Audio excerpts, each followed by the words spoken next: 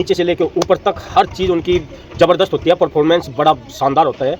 तो एक अपने आप में बहुत बड़े गर्व की बात है जो एनएसजी कमांडो बन जाता है। ठीक है, hello guys, welcome back to my YouTube channel Ankit Fauji. फिर से मेरे ब्लॉग में आपका स्वागत है। आज हम चर्चा करेंगे एनएसजी के बारे में।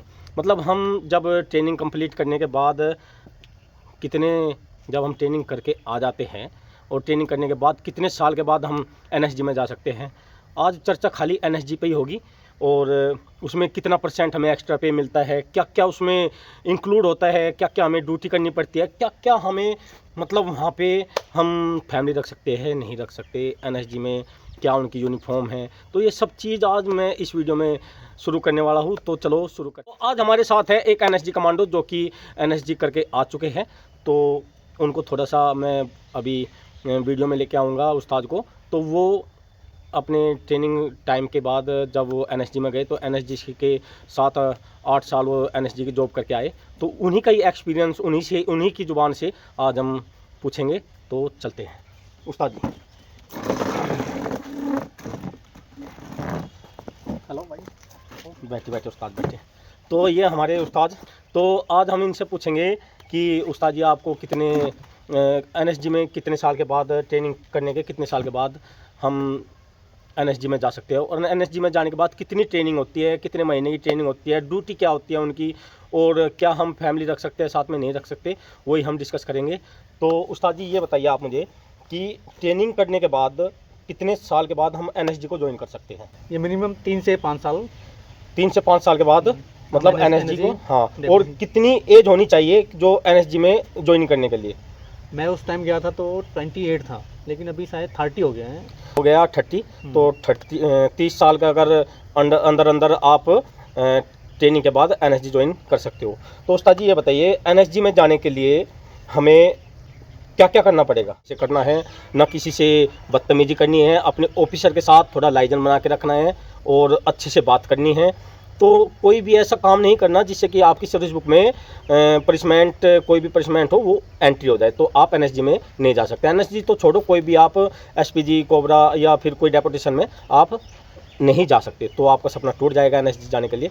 तो जैसे आप ट्रेनिंग करने के बाद आते हो तो बिल्कुल अपना service record neat and clean रखना है, सबसे अच्छे से बात करना है, जी हाँ जी राम राम जी करके बात करनी है, और अपने सर्विस बुक को क्लीन रखो और आप एनएसजी में जाओ। तो ये बताइए जब आप एनएसजी में गए थे तो इसकी ट्रेनिंग कितने महीनों की ट्रेनिंग होती है। इसकी होती है 3 महीने की। 3 महीने की ट्रेनिंग होती है। तो 3 महीने की ट्रेनिंग में मतलब ट्रेनिंग पार्ट्स क्या क्या होता है, मतलब ग्राउंड वर्क 3 महीने का क्या क्या होता है, उसमें क्या क्या सिखाया जाता है। आप यहाँ से जाओगे तो आपका सबसे पहले फायरिंग होगा इंसास राइफल से। आपको 20 मीटर से ग्रुप्स बनाना पड़ेगा, 25 मीटर के अंडर में। ठीक। तो आपको बनाओगे तो सबसे पहले वही होगा। तो आपने वो क्वालिफाई कर लिया तो आपका फिर रनिंग होगा। वो 11 मिनट दिए जाएंगे आपको 2.5 किलोमीटर का, 2.5। वो क्वालिफाई हो जाओगे। आपको 6 बीम मारना होगा स्टार्टिंग में, जो फर्स्ट होगा, जो जाती हमारा टेस्ट होता है वो। उसके बाद फिर साइको टेस्ट होता है। इसमें साइको टेस्ट होता है इसमें। साइको टेस्ट के बाद फिर आपका ट्रेनिंग स्टार्ट हो जाता है। आपको क्वालिफाइड हो गए हो इसमें तो आपको ग्रुप बांट दिए जाएंगे आपको जितने। तो जब आप एनएसजी में जाओगे, आप यहाँ पे डेपुटेशन आता है एनएसजी के लिए, जब चले जाते हो तो आपको ये चीज़ स्टार्टिंग में कराएंगे। एक तो इंसास से आपको फायर, जो कि आपका हथियार है, जो ट्रेनिंग में आप ट्रेनिंग ऑफ पार्ट्स है, जो आपका इंसास राइफल, उससे आपको ग्रुप्स बनाए जाएंगे। आपका निशाना देखेंगे कि आपके ग्रुप्स में कितनी गोलियाँ आप उसको हिट करते हो। फिर उसके बाद आपकी रनिंग होती है 2.5 किलोमीटर। कितने मिनट में? 11 मिनट में आपको 2.5 किलोमीटर पास करना पड़ता है। फिर बीम करनी पड़ती है, 6 बीम आपको मारनी पड़ेगी, वो पास करनी पड़ेगी। ये चीज़ करने के बाद फिर आपका साइको टेस्ट होता है। अगर उसमें भी आप क्वालिफाई हो जाते हो तो फिर आपकी एनएसजी की ट्रेनिंग स्टार्ट हो जाती है। फिर आपका रगड़ा पट्टी शुरू। तो फिर उस्ताद जी ये बताइए 3 महीने की ट्रेनिंग आपने कंप्लीट कर ली, और 3 महीने की ट्रेनिंग करने के बाद इसकी ड्यूटी कैसी है, क्या इसमें फैमिली रख सकते हैं। फैमिली का ऐसा है कि वो यूनिट बांटी जाएंगी। ठीक। फिर वहाँ पे जाके आपकी एक महीने की ट्रेनिंग होगी। अच्छा। जैसे कि आपको 51 या 11 मिल जाती है तो वो उनका अलग काम है।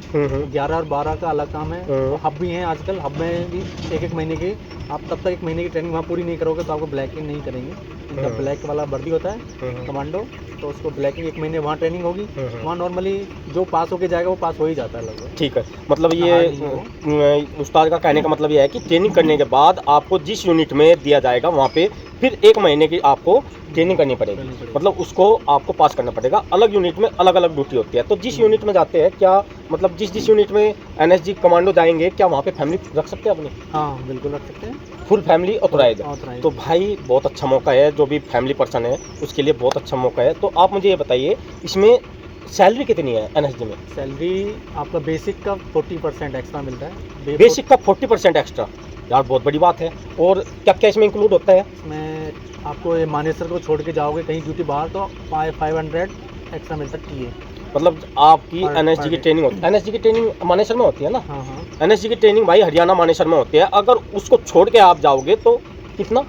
500 पर डे। 500 रुपये पर डे, मतलब आप वहाँ से कहीं भी ड्यूटी जाओगे, सैलरी से अलग, सैलरी से अलग वो 500 रुपये पर डे का। वो भी 20 दिन के अंदर आपके अकाउंट में आ जाएगा। और 20 दिन के अंदर आपके अकाउंट में, आप कभी भी भर कर दे दो, आपका 20 दिन के अंदर आपके अकाउंट में आ जाएगा। तो इसकी ड्यूटी कैसी है, थोड़ा सा ये बताइए, मतलब किस किस के साथ ड्यूटी रहती है और क्या इसका ड्यूटी का प्रोसीजर है?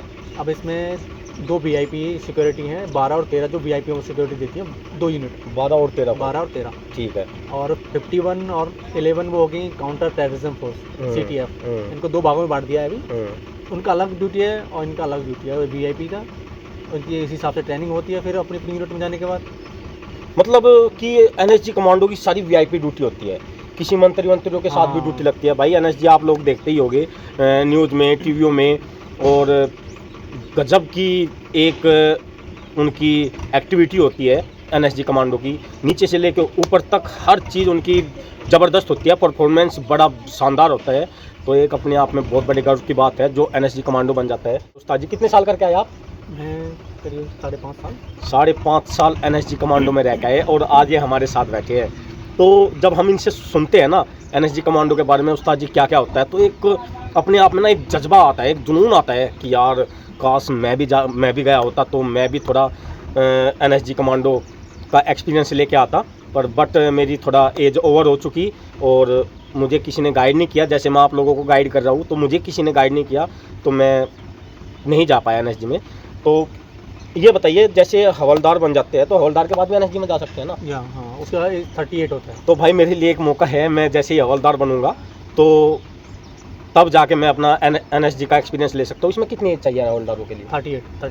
38 अभी है मेरी एज, तो कोशिश करेंगे।